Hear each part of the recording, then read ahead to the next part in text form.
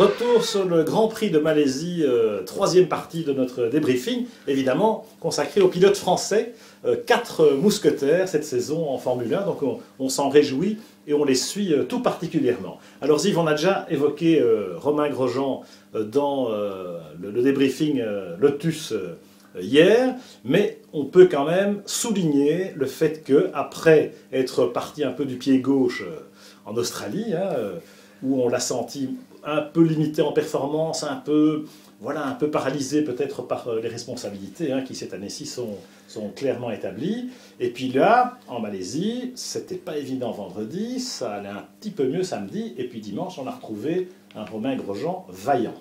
Non, ce qui est très chouette, c'est que Romain termine ses courses. Et on commence à s'habituer à ce qu'il termine ses courses et on commence à oublier le fait qu'il était un peu le fou du premier tour. Et c'est très bien que ça se tasse un peu pour lui. Il termine des courses, il marque des points. Là, il a pris le dessus sur Kimi. Et bon, il faut le saluer, c'est très bien. Oui, parce que franchement, au départ, évidemment, il était sur des œufs pour des tas de raisons.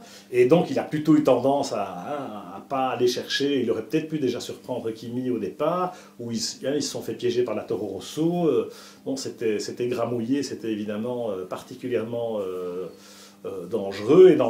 Et Romain lui-même, il l'a dit à l'arrivée. Bon, j'ai été très prudent parce que voilà, il avait peur de mal faire, clairement. Une fois que ça a commencé à sécher, là, vraiment, il a pris le bon rythme. Et il était très inquiet. Encore vendredi, du fait que sa voiture avait un comportement rétif qui était relativement incompréhensible. C'était déjà le cas en Australie en course, où il n'était pas du tout content du niveau de performance de l'auto. Et puis là, heureusement, visiblement, ils ont mis le doigt sur ce qu'il fallait pour lui procurer une voiture qui lui a permis d'être très constant en performance tout au long du Grand Prix. Oui, c'est vrai qu'il y avait une grande différence entre la constance de la voiture en course était bonne par rapport aux essais où il n'était pas content du feeling qu'il avait avec cette voiture et on ne le voyait pas du tout serein. Et là, en course, il a montré que malgré tout, il sait se surpasser et ramener la voiture à l'arrivée, ramener des gros points. C'est magnifique. Il doit continuer comme ça. Encore quelques courses, que la confiance revienne, que les mauvais souvenirs de 2012 ne soient que des mauvais souvenirs, appartiennent au passé, et qu'il construit là-dessus. Et après, je suis sûr qu'on verra le Romain Grosjean flamboyant à nouveau. D'ici 2-3 courses, on le retrouvera. En tout cas, pour la confiance, c'est très bon. C'est clair qu'une course comme celle de Malaisie dimanche, c'est très bon parce que il est monté en puissance pendant la course et il a passé Kimi quand Kimi s'est loupé en essayant d'attaquer Ricciardo. Et il est parti. Kimi n'a pas pu suivre la cadence de Romain. Bon, il y a eu des stratégies légèrement décalées, mais enfin pas beaucoup. Kimi n'a pas vraiment d'excuses. Romain était plus vite sur un tour. Et Romain termine, a quand même failli faire 5e. Et Raikkonen 7e. Finalement, c'est 6 et 7, donc il n'y a pas une grosse différence de points à l'arrivée. Mais de toute façon, pour le moral, c'est bon. À l'intérieur de l'équipe aussi, que Grosjean marque un peu son territoire et prouve qu'il mérite sa place et qu'il est capable de faire aussi bien, voire mieux que Kimi Raikkonen, ce qui a été le cas ce week-end. Oui, c'est très bien. Et l'équipe sait maintenant qu'elle peut compter sur lui. 2 Grands Prix, 4 arrivées dans les points. C'est très bien pour Lotus. Ils assoient leur position au championnat. Et c'est très bien pour Romain qui, bon, sa place pour l'instant n'est pas du tout mise en cause. Il a tout à fait sa place dans le peloton, il commence à être respecté à nouveau et c'est très important. Il doit gagner en maturité, en sagesse, voilà.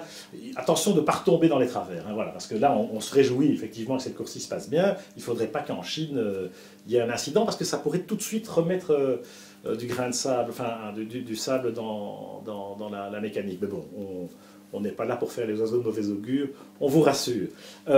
Performance des Français globalement pas mal, avec Jean-Éric Vergne dans les points aussi. Alors c'est un point de raccro, c'est quand même pas mal d'abandon, ce qui n'est pas courant. Il y a eu Button, il y a eu Alonso. Et finalement, on se dit que Jean-Éric lui-même n'était pas très satisfait à l'arrivée. Il pensait que... Moi j'ai bien aimé sa réaction de dire « Moi je ne suis pas là pour faire 10e. Et il a raison. cette année-ci, chez Toro Rosso, pour survivre, il faut faire mieux que ça. C'est vrai que ça, j'aime bien dans la mentalité de Jean-Éric Vergne, c'est que c'est un battant, c'est un winner, il donne cette impression. Une 10e place, ça ne le satisfait pas. Mais bon, un point, c'est toujours bon à prendre. Pour Toro Rosso aussi, c'est leur premier point de l'année. C'est très bien vis-à-vis de son coéquipier qui est quand même assez bien coté, qui marche très bien. Donc ça va être intéressant de voir tout au long de l'année qui va prendre le dessus. Et pour Jean-Éric, c'est très bien et réjouissons-nous de ce point. Mais c'est Jeff qui va prendre le dessus. Ben oui, je sais bien qu'il y a un fan de Ricciardo. Un tout petit peu. Mais quand même, Ricciardo ici, même s'il est devant en qualif, bon, Jean-Éric s'est un peu loupé en qualif, il a du trafic, ok, ça peut arriver. En course, il ne prend pas un très bon départ. Jean-Éric, il est un peu piégé dans les 2 premiers virages parce qu'il part loin. Voilà. Donc il doit repasser les Marussia, les Caterham, ce qu'il fait. Ricciardo fait un très beau début de course. Hein. Il faut dire qu'en intermédiaire, Ricciardo, il a joué le coup. Hein. Il était opportuniste en diable, il a passé les Lotus, il était là, il se battait, etc. Mais très vite, hein, son niveau de performance s'est diminué. Et lui expliquait, Ricciardo, à l'arrivée, qu'il a sans doute endommagé son fond plat en sortant de la piste pendant les tours de reconnaissance qu'on n'a pas vu à la télé, mais je peux vous dire que c'était pas triste. Une demi-heure avant, un moment de la mise en pré-grille, où il y a eu plein de pilotes qui sont sortis, mais Ricciardo est sorti assez loin, et voilà, il semblerait que le fond plat de sa voiture ait été un peu endommagé, et que ça explique que le comportement soit un peu détérioré pendant la course, et que finalement il abandonne. Bon, à boire et à manger là-dedans. Ce qui compte, c'est que Jeff a été devant, bien devant, a fait une course très solide après ce départ un peu laborieux, et qu'il arrache ce dernier point, qui aurait aussi pu... il était sous la menace de Valtteri Bottas, je crois. Et qui était un excellent rookie sur ce coup-là. Sur ce coup-là, a fait mieux que Pastor Maldonado, un peu sauvage pour l'instant. Mais bon, c'est bien pour Jeff, mais ce n'est pas assez bien, comme lui-même le souligne. Hein, il faut mieux faire. L'essentiel, là, c'est qu'il, voilà, par rapport à Ricciardo, en tout cas, il a marqué le coup, mais il faut faire encore mieux pour briller aux yeux du docteur Marco, plutôt à l'œil du docteur Marco. Ce qui est très sympa, c'est que les 2 Toro Rosso Boys se sont mis en évidence, hein, parce que Ricciardo a fait un Grand Prix de toute beauté. Au final, c'est Vergne qui marque le point. Donc c'est très bien, parce que ce sont 2 pilotes très intéressants à observer et qui ont probablement tous les 2 un grand avenir. C'est clair qu'il y a une saine émulation entre eux, en tout cas, ils se connaissent très bien et ils savent très bien qu'ils doivent s'entretuer pour survivre l'année prochaine. C'est tout le mal qu'on leur souhaite. Alors, celui qui a la cote pour l'instant, hein, la coqueluche, je dirais presque, du paddock, ou en tout cas de la deuxième partie du paddock, c'est Jules Bianchi. Quel début de saison, quel début en fanfare. Et a raison, hein, parce qu'il fait des merveilles, hein, ce garçon, avec le modeste Marussia. Lui, tout seul, à nouveau, il bat les Caterham, qui sont mieux capés que lui. Donc, il rend un tout petit peu ridicule Piquet Van der Garde. Et il fait des temps formidables, il nous épate. Ça fait la 2e course. Et effectivement, sa cote est au firmament pour l'instant. Mais ce qui est bien, c'est que aussi bien en qualif qu'en course, alors qu'il n'a pas d'expérience, il a beaucoup de kilomètres en F1, mais pas beaucoup d'expérience en course, en qualif comme en course, il a vraiment très bien géré ça, c'est 0 faute. Il se hisse devant les Caterham sur la grille de départ, c'est quand même pas rien. Et en course, ben voilà, il a eu un début de course aussi un peu difficile parce que voilà, en intermédiaire, c'était pas évident. Hein, là aussi, il y a de l'expérience qui manque.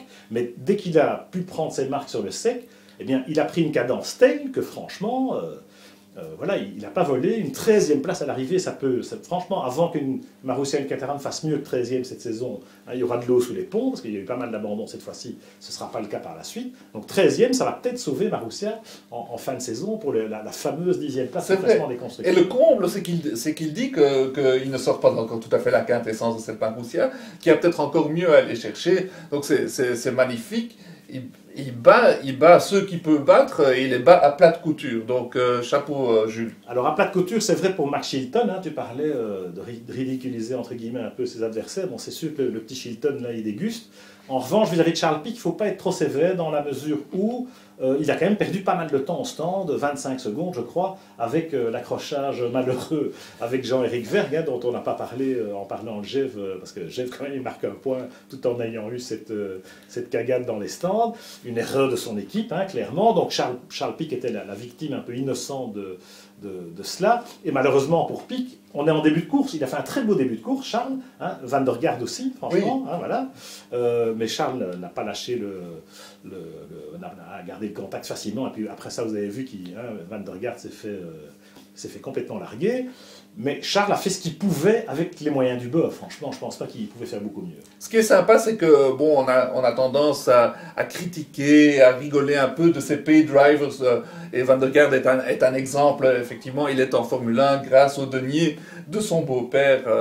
Voilà les vêtements McGregor. Mais ce qui a été très sympa, c'est de voir que il a fait un beau Grand Prix, il faut le souligner. Quand il fait un beau Grand Prix, il faut le dire. Et que Pic a eu du mal à s'en défaire. Au final, c'est vrai que Pic est meilleur. Pour l'instant, bon, il a aussi une année d'expérience. Ce qui est très tellement important pour Pic, c'est de dominer. Vraiment, il faut qu'il domine Van der Garde. Il ne peut pas faire jeu égal, ce serait mauvais pour sa réputation.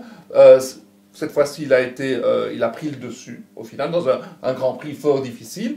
Mais Van der Garde n'a pas été déméritant. C'est vrai qu'il n'a pas été ridicule, lui, au contraire de Chilton vis-à-vis de Jules Bianchi. On est juste un peu sur notre fin parce que voilà, on aurait pu avoir un vrai duel, une vraie bataille entre Français pour la 13e place, entre Jules et Charles. Et puis l'incident dans les stands a sans doute empêché Charles Pic de rester au contact ou de se maintenir devant la Marussia. Un bilan assez satisfaisant, tout compte fait pour les Français lors de ce Grand Prix. Romain qui marque de gros points, Vergne qui marque son premier point, Jules Bianchi qui confirme qu'il est un tout gros espoir, et Pic qui a assez bien roulé. Donc au final, vraiment un bilan positif pour les Français cette fois-ci. Pic qui doit prendre son mal en patience, c'est clair, parce que chez Caterham, ils ne sont pas sortis des ronds, si vous me permettez l'expression. Bon, prochain rendez-vous, ce sera en Chine, avec nos 4 mousquetaires, encore Cocorico.